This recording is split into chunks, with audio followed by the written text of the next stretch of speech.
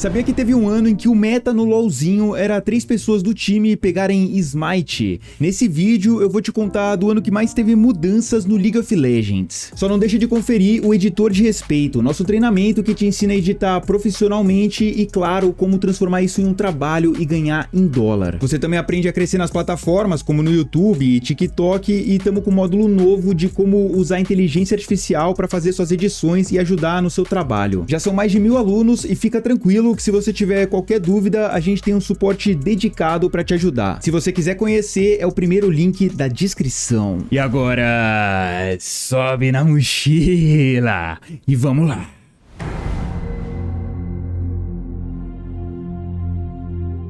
Para entender a Season 5, a gente precisa voltar um pouco no tempo. Em 2014, o LoL estava no auge. Warriors, a primeira música tema do Mundial, explodiu e hoje tem quase 450 milhões de visualizações. O Rhodes foi na Coreia, estádio lotado, Samsung White atropelando todo mundo, uma produção absurda, o LoL na capa de tudo quanto é site. Então, dentro da Riot, havia apenas uma pergunta: como deixar o ano seguinte ainda maior? Eles decidiram mexer em tudo ao mesmo tempo, no mapa, na jungle, nos campeões, nos itens, e a primeira mudança que você vê em 2015 é Summoner's Rift redesenhado. Sai o mapa mais simples, que hoje bate aquela nostalgia, e entra um Rift bem mais detalhado, com monstros novos, mais profundidade e outra paleta de cores. Nesse ponto a Riot mandou bem, o mapa antigo tem cara de LoL raiz, mas o novo foi o que deixou o jogo pronto para virar um gigante dos esportes. Entretanto, eles não pararam no mapa, mexeram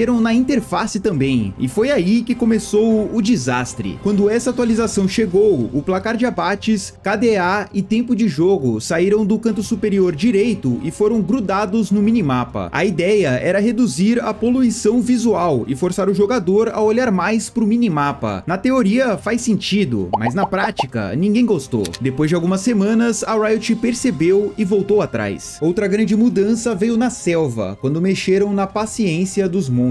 Ao puxar um campo para fora, ele não resetava inteiro, dava só um mini reset, já que a barra de paciência era super generosa. Você podia fazer isso umas 10 vezes antes do campo voltar totalmente pro lugar. Então, se você ficasse puxando o foco dos monstros de volta e não passasse desse limite, dava para farmar a jungle quase sem tomar dano. Em uma partida entre Unicorns of Love e Team Solo Mid, na IEM San José, o Kikis, jungler da UOL, aparece de Twisted Fate Jungle, um pique totalmente exótico pra época. Ele abusa dessa mecânica e faz uma rota tão limpa que parecia que o campeão tinha sido feito pra isso. Assistir um TF Jungle limpando a selva quase sem perder vida era bizarro em 2015. Nesse jogo, ele ainda ganka o mid, garante uma kill pra LeBlanc e ela esnobala a partida. E já que a gente tá falando de jungle, foi nesse ano que chegaram os novos smites. Antes, smite servia só pra uma coisa: matar monstro.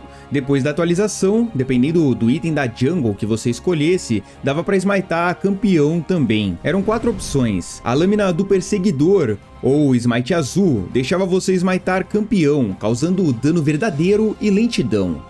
A faca do invasor, ou o smite branco, te dava mais velocidade de movimento e mais ouro quando você usava o smite para roubar o campo do jungler inimigo. O sabre de batalha, ou o smite vermelho, também permitia smitar campeão, só que focado no duelo. Você causava mais dano nele e tomava menos dano de volta. E o cria-trilhas do desbravador, ou o smite roxo, colocava um efeito em área quando você usava o smite, ajudando a limpar os campos bem mais rápido. Além disso, dava para colocar encantamento nesses itens. Um deles era o Devour, que você estacava até virar o Sated Devour. Quando isso acontecia, no segundo auto-ataque aplicava efeitos on-hit 2 vezes. Logo na pré-temporada, assim que os itens chegaram, o Warwick ficou totalmente quebrado com essa build. Tudo que você tinha que fazer era estacar o item, usar o smite no alvo e apertar R. Com esse combo extremamente complexo e habilidoso, seu inimigo era completamente deletado. Outro campeão que abusou do Devour foi o Master Yi. Basicamente, ele ficava AFK farmando até estacar o item,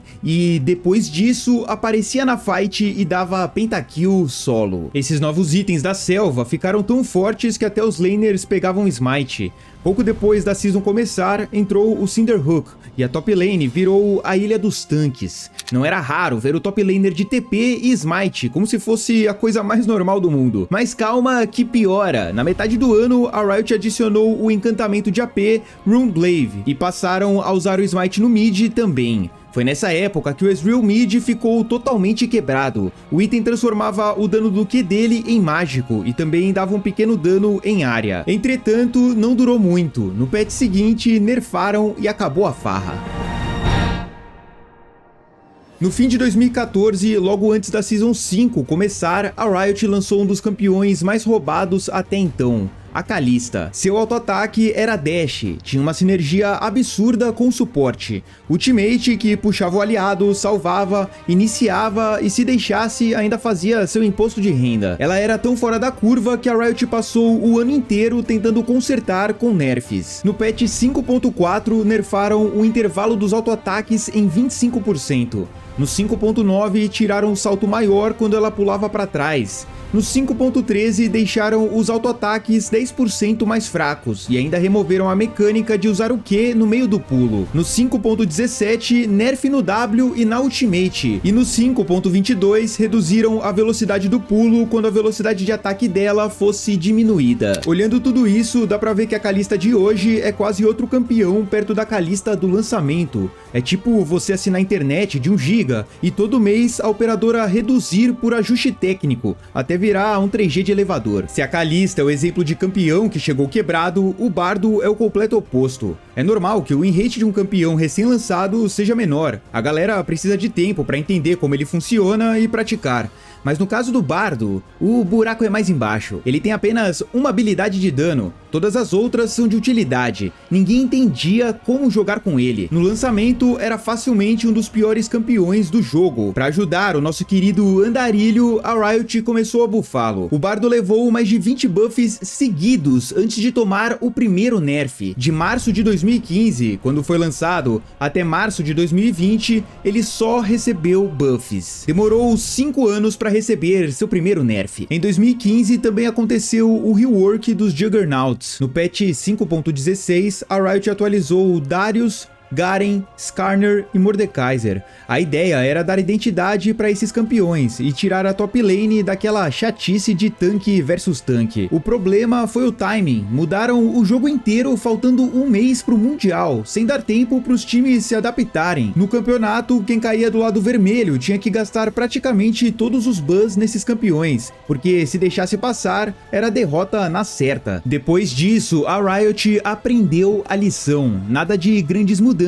perto do Mundial. A Season 5 ainda trouxe várias outras coisas. Rework de Splash Arts, remoção de itens como o DFG, introdução da maestria de campeão, tudo para deixar o League mais organizado e com mais cara de competitivo. Essa foi a temporada que começou a transição do League raiz pro League que a gente conhece hoje. Mapa novo, jungle nova, itens novos, e a sensação de que toda hora tinha alguma coisa mudando.